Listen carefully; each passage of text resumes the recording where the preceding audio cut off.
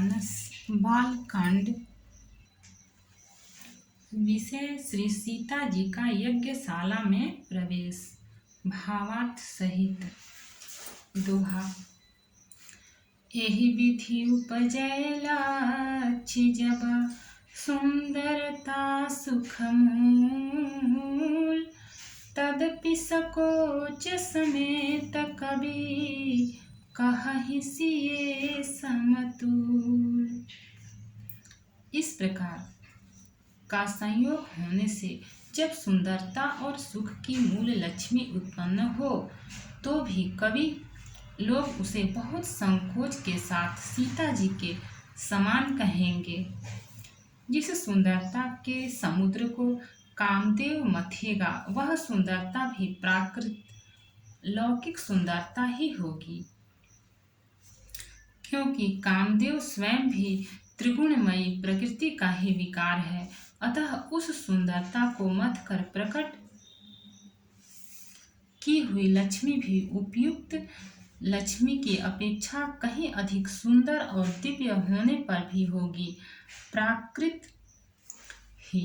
अतः उसके साथ भी जानकी जी की तुलना करना कवि के लिए बड़े संकोच की बात होगी। जिस सुंदरता से जानकी जी का दिव्याति दिव्य परम दिव्य विग्रह बना है वह सुंदरता उपयुक्त सुंदरता से भिन्न अप्राकृत है। वस्तुतः लक्ष्मी जी का अप्राकृत रूप भी यही है। वह कामदेव के मथने में नहीं आ सकती और वह जानकी जी का स्वरूप ही है, अतः उनसे भिन्न नहीं।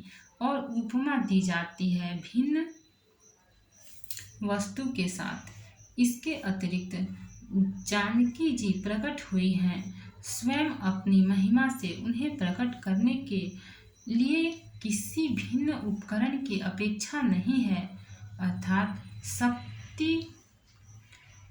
शक्तिमान से अभिन्न अद्वैत तत्व है, अतएव अनुपमेय है। यही गूढ़ दार्शनिक तत्व भक्त शिरोमणि कवि ने इस अभूतोपमालंकार के द्वारा बड़ी सुंदरता से व्यक्त किया है।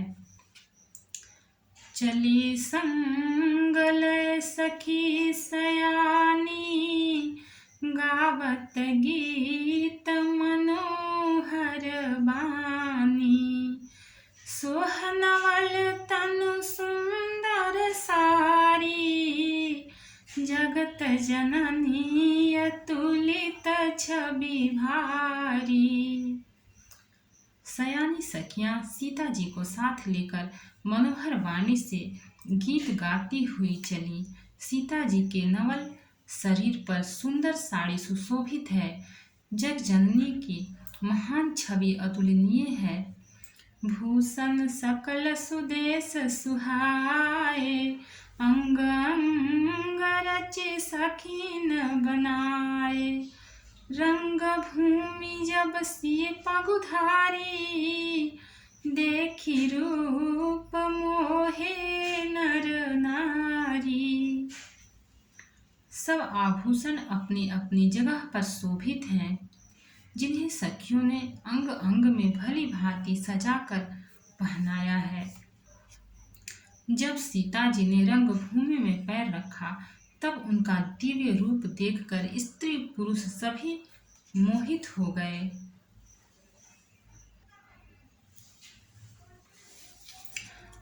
हर शिशुरन दुदुम्भि बजाई, बरसी प्रसून अपछरा गाई, पानी सरोज सोह जयमाला, अवचट चितय सकल भुआला।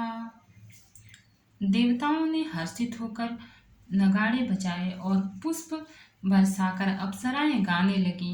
सीता जी के कर कमलों में जयमाल सुशोभित है। जब राजा चकित होकर अचानक उनकी